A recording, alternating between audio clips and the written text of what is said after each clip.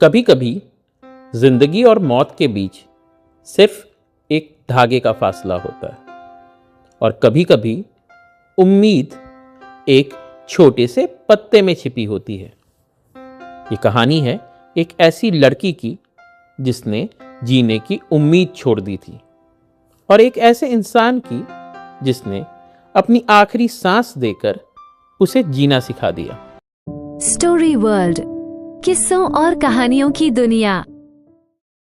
New York का वो कोना जिसे लोग ग्रीनविच विलेज कहते हैं, वहाँ की गलियाँ किसी भूल भुलैया जैसी हैं। पुराने मकान, टूटी हुई सीढ़ियाँ और उन कमरों में बसने वाले वो कलाकार जो अपनी फटेहाली में भी रंगों के सपने देखते थे।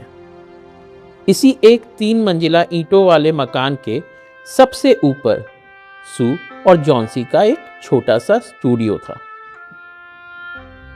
मई का महीना था जब उनकी दोस्ती हुई थी।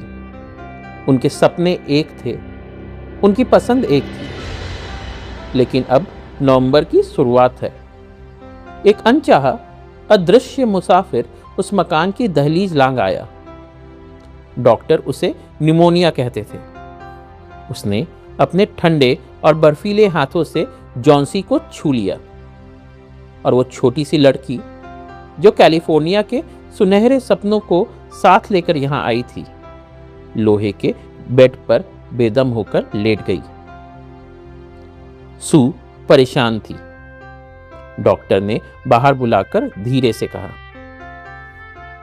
उसकी बचने की उम्मीद अब 10 में से 1 है, और वो एक उम्मीद भी तब काम करेगी जब वो खुद जीना चाहेगी। तुम्हारी सहेली ने तय कर लिया है कि उसे ठीक नहीं होना है। क्या उसके दिमाग में कोई परेशानी है? कोई लड़का? सू ने तंज से कहा, नहीं डॉक्टर, ऐसी कोई बात नहीं है। लेकिन जॉन्सी खिड़की के बाहर देख रही थी। सू जब उसके कमरे में गई तो उसने देखा कि जॉन्सी की आंखें चौड़ी थी और वो कुछ गिन रही थी पीछे की तरफ। 12, 11, 10, 9, 8, 7। सू ने नीचे देखा। वहां सिर्फ एक पुराना उजाड़ सा आंगन था, और उस पर एक पुरानी आईवी वाइन की बेल चढ़ी हुई थी। ठंडी हवाओं ने उसके लगभग सारे पत्ते झाड़ दिए थे। उसकी टहनियां कंकाल जैसी लग रही थी। क्या है वहां जॉन्सी? सू ने पूछा। छ, जॉन्सी ने लगभग फुसफुसाते हुए कहा। अब वो और तेजी से गिर रहे हैं। 3 दिन पहले लगभग 100 थे। मेरा सर चकरा रहा था उन्हें गिनते गिनते, पर अब आसान है। देखो, एक और गया। अब सिर्फ 5 बचे हैं। 5 क्या डियर? पत्ते, उस बेल के पत्ते। जब आखिरी पत्ता गिरेगा तो मैं भी चली जाऊंगी। मुझे पिछले 3 दिनों से यह पता है। क्या डॉक्टर ने तुम्हें नहीं बताया? नीचे की मंजिल पर रहता था पुराना बर्मन, एक नाकाम कलाकार। 60 साल की उम्र, लेकिन पिछले 40 सालों से वो एक मास्टरपीस बनाने का इंतजार कर रहा था। वो हमेशा कहता था कि एक दिन वो कुछ ऐसा बनाएगा जिसे दुनिया याद रखेगी, लेकिन अब तक उसने एक लकीर भी नहीं खींची थी। वो एक गुस्सैल, जिद्दी और दयालु बूढ़ा था, जो ऊपर रहने वाली इन 2 लड़कियों का पहरेदार खुद को समझता था। जब सू ने उसे जॉन्सी के इस पागलपन के बारे में बताया तो बर्मन की आंखों में पानी आ गया। उसने अपनी टूटी फूटी आवाज में चिल्लाकर कहा, बेवकूफी! क्या दुनिया में कोई इतना मूर्ख हो सकता है कि एक जंगली बेल के पत्तों के साथ अपनी जान तौल ले? नहीं, मैं ऐसा नहीं होने दूंगा। उस बच्ची को बचाना होगा। उस रात प्रकृति ने अपना विकराल रूप दिखाया। उत्तर से आती बर्फीली हवाएं, खिड़कियों को पीटती बारिश की बूंदें। ऐसा लग रहा था मानो कायनात ने तय कर लिया है कि उस आखिरी पत्ते को गिराकर ही दम लेगी। सू ने पर्दा गिरा दिया था। उसे डर था कि सुबह जब पर्दा उठेगा तो बाहर सिर्फ खाली टहनी रहेगी। पूरी रात गुजरी। सुबह जॉन्सी ने बेजान आवाज में कहा, सू, पर्दा उठाओ, मुझे उसे देखना है। सू ने कांपते हाथों से डोरी खींची और वहां उस मूसलाधार बारिश और बर्फीली आंधी के बाद भी दीवार के सहारे एक अकेला पत्ता खड़ा था, गहरे हरे रंग का, बीच से थोड़ा पीला पड़ा हुआ, लेकिन मजबूती से टहनी को थामे हुए। जॉन्सी घंटों उसे देखती रही।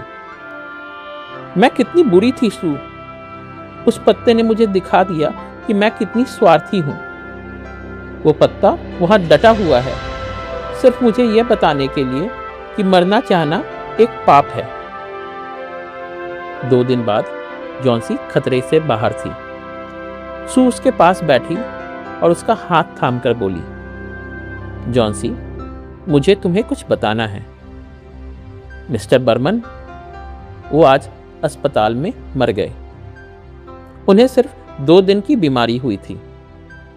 पहले दिन की सुबह बिल्डिंग के गार्ड ने उन्हें उनके कमरे में बेसुध पाया था। उनके कपड़े और जूते बर्फ की तरह ठंडे और भीगे हुए थे। किसी को समझ नहीं आया कि वो उस भयानक रात में कहाँ थे, लेकिन बाद में उन्हें एक लालटेन मिली जो अभी भी जल रही थी। एक सीढ़ी मिली जिसे उसकी जगह से हटाया गया था। कुछ बिखरे हुए ब्रश मिले और एक पैलेट जिस पर हरा और पीला रंग मिला हुआ था। जॉन्सी, खिड़की के बाहर उस आखिरी पत्ते को देखो।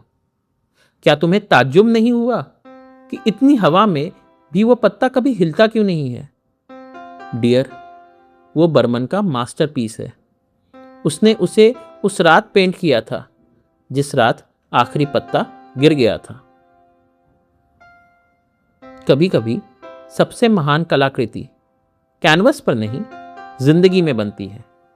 और बर्मन का वो आखिरी पत्ता सिर्फ एक पेंटिंग नहीं था, वो था उम्मीद का एक वादा, एक सबक कि जब तक एक भी पत्ता टिका हुआ है तब तक हमें भी हार नहीं माननी चाहिए।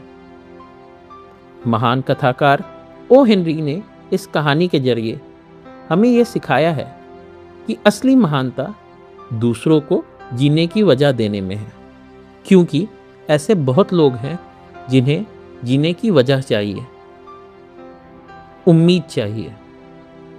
धन्यवाद। आप सुन रहे थे स्टोरी वर्ल्ड, जहां कहानियां दिल से सुनाई जाती है। अगर ये कहानी आपको पसंद आई तो इसे जरूर लाइक करें और अपने दोस्तों और परिवारजनों के साथ साझा करें।